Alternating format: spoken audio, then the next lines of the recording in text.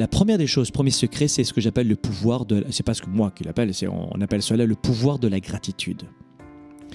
C'est l'art, comment vous dire, quand on ne connaît pas le mot gratitude, notamment en Europe, parce que c'est très nord-américain cela, c'est l'art d'apprécier ce que l'on a. Voilà. C'est-à-dire qu'il est impossible de continuer à s'énerver, à péter un câble, à tomber dans des grandes envolées lyriques émotives, un paroxysme de l'émotion, on crie, on claque les portes à la Fédo, à la française. C'est impossible de tomber dans cet état extrême de stress, de perdre son calme, quand on est dans un état de gratitude. Votre cerveau ne peut pas en même temps éprouver de la colère et de la reconnaissance. Il ne sait pas faire. De l'amour et de la jalousie. C'est soit dans l'un, soit dans l'autre. Le pouvoir de la gratitude, c'est de prendre le temps, 2 minutes le matin, 2 minutes le soir. Prenez le temps de repenser ce pourquoi vous êtes reconnaissant, ce que vous avez dans la vie. En fait, les études démontrent que le fait de faire cela 1 à 2 fois par jour, ça va augmenter votre bonne humeur. Ça va élever votre niveau de bonheur. Plus précisément, ça va réduire votre cortisol de 23%. C'est l'hormone du stress, le cortisol. Rien que de faire cela.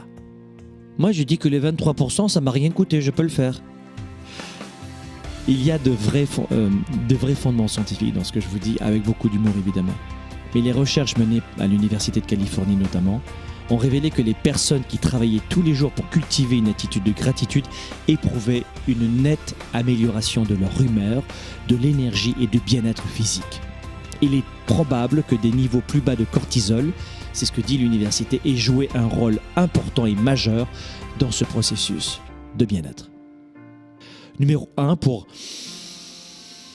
rester zen, déjà de respirer profondément, ça aide évidemment. Eh bien, je vous donnerai tous les détails à la tournée 110, mais le pouvoir de la gratitude.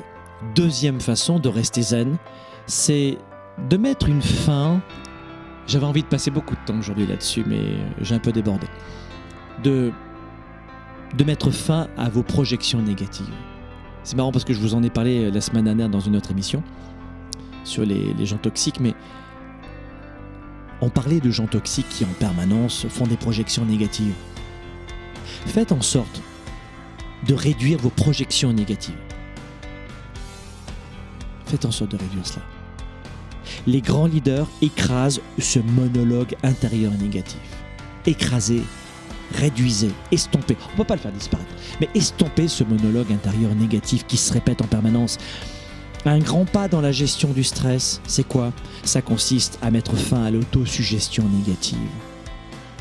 Pensez à cela. Plus vous allez ruminer sur les pensées négatives, et plus vous leur donnez du pouvoir. C'est aussi simple qu'un muscle que vous travaillez. La plupart de vos pensées négatives, pensez-y, ne sont pas des faits. Ce n'est pas une réalité, c'est votre réalité. La plupart de vos pensées négatives ne sont que des pensées, pas des faits. Et la plupart du temps, vous avez le sentiment, j'espère que ce n'est pas trop compliqué, mais la plupart des sentiments, vous avez le sentiment que ces pensées sont des faits. Et c'est faux, navré de vous le dire. C'est complètement erroné. Et vous êtes persuadé d'avoir raison.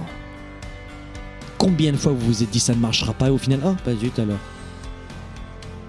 Qu'est-ce qui se serait passé dans votre vie si vous étiez parti encore plus positif, partant comme ça, waouh, ça va marcher. Vous imaginez les résultats immenses fois 110% que vous auriez eu? C'est ça que je vais vous apprendre à la tournée 110.